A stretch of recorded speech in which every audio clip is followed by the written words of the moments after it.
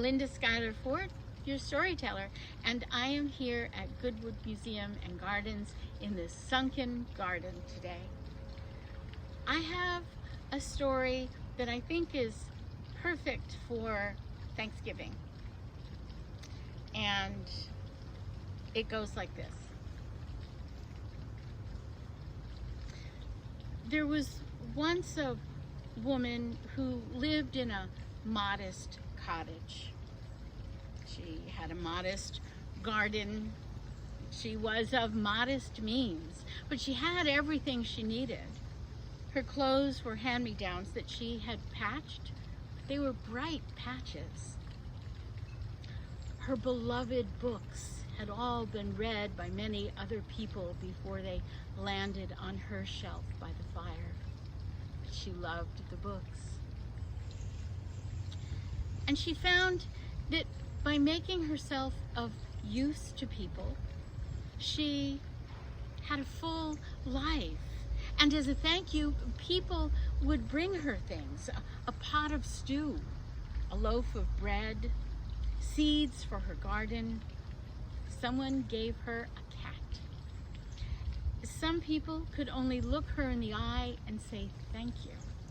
And she received all of these gifts with true gratitude.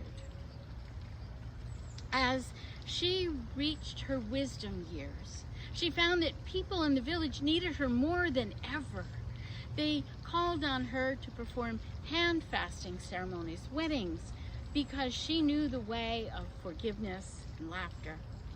They called on her to help deliver babies because her hands were sure and she believed in hope and promise. And they called on her to sit with the elders whose souls were leaving their bodies because she knew the value of silence and forgiveness. And it was one such night that the woman sat by the side of a very old man who was dying. And they talked about his family and his life and how he loved farming and how he had fed so many people and that his life had been good. And when he had peace, he passed away as silently as the morning dew disappears in the sunlight. His family gathered around and they were crying, but they were also talking about him and laughing and hugging one another. The woman was ready to go home. It was the middle of the night and she just wanted to sleep in her own bed, so she wrapped her shawl around herself and she headed for the front door, and a few women stopped her and said, "No, no, you can't go out. It's the middle of the night. The Headley Coo is out."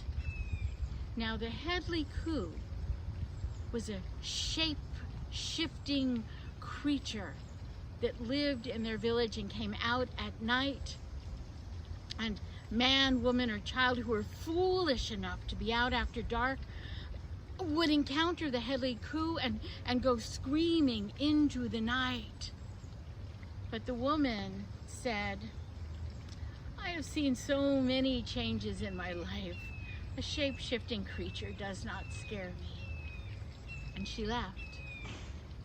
She was walking along the narrow road in the cool dark of the night, lit only by a sliver of moon, longing to be in her own bed after maybe having a cup of tea. She hadn't walked very far when she saw a big black cauldron. "Oh my goodness, look at me, this is my lucky day," she said. A cauldron, why, I could use a new cauldron to make a big pot of stew to share with my neighbors. But why would someone leave it by the side of the road? Perhaps it's broken. Oh, but if it's broken, I can just plant some geraniums in it and leave it at the front of my house. It will welcome people. And she took off her shawl and tied it around the handle of the cauldron and began to pull as she walked home. She went for quite a distance before her hands got achy and tired, and she stopped and she rubbed her hands together and thought she would look inside the cauldron. when she lifted the lid, she could not believe her eyes. The cauldron was filled with gold. Gold! She would have everything she needed for the rest of her life. Everybody she knew would have everything they needed for the rest of their lives with this cauldron full of gold. And with that, she had more energy, and her hands stopped aching. She put the lid back and began to walk and pull, walk and pull that cauldron, and then her hands got a little sore, so she stopped again. And she thought about that pot of gold and lifted the lid. And there, in the moonlight, she could see clearly, for there was no overhang of trees where she was, that it wasn't gold. It was silver, just silver. But the woman said, "Oh, this is wonderful. A pot of gold, that would be hard to explain to all of my neighbors, but silver is more decent. And although it will not last the whole town forever, well, it will take care of many of us for many, many years. A pot of silver." And she put the lid back on and began to walk and pull, walk and pull, walk and pull, until her hands ached from that shawl. And so she stopped and thought she'd look at the silver one more time. But when she lifted the lid, it was nothing but copper pennies. Nothing but copper pennies in that cauldron. Now you and I, maybe we would be disappointed with a cauldron full of copper pennies. And maybe we wouldn't be. The woman was not. She was just as excited and said, "Oh, copper pennies. This is like being a rich woman with real coins, not gold or silver. Those are for pirates and fancy people. But copper pennies, that's spending money. And I still can live comfortably and help my neighbors. Copper pennies it is. This is my lucky day." And she dragged and walked and dragged and walked, and she was almost home. And it was the dead of night. She thought, just one more rest, just one more peek and one more rest. And so she lifted the lid, and the cauldron was completely empty. The cauldron was empty. But the woman said, "I have a new cauldron. This is my lucky day. Who needs gold and silver and copper pennies? I have a new cauldron." And at that moment, poof, there was a puff of smoke that bloomed out of the cauldron. It rose up into the air and had a tail of flames and circled around. And when the smoke cleared, she saw that it was a creature with the nose of an elephant, the head of a crocodile, the body of a tiger, and it roared ferociously. It swirled around and landed in front of her. And the woman said, "Oh, that's beautiful." The thing shot up in the air again and swirled around, this time sparks flying from its body. And she could barely make out, but saw that it was the head of a dragon, the body of a lion, and it swirled around and roared ferociously and landed in front of her. That was beautiful," she said. And now the thing shot up in the air and turned into a most unidentifiable monster with red eyes and sharp fangs and 6 legs and 3 tails. And it swirled around her and landed right in front of her.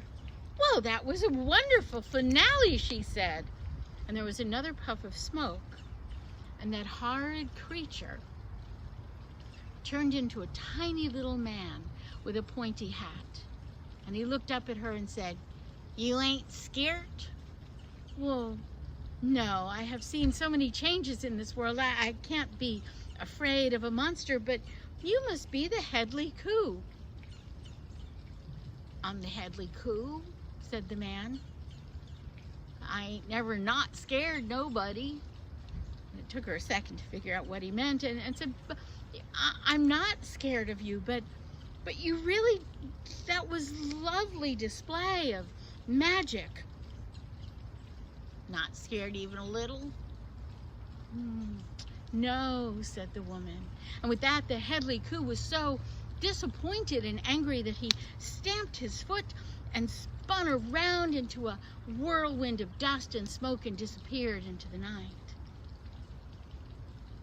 The woman dragged the cauldron the rest of the way home. She propped it on her doorstep, and tomorrow she would put red geraniums in it. She went into her house so tired. There was a warm fire blazing in the fireplace.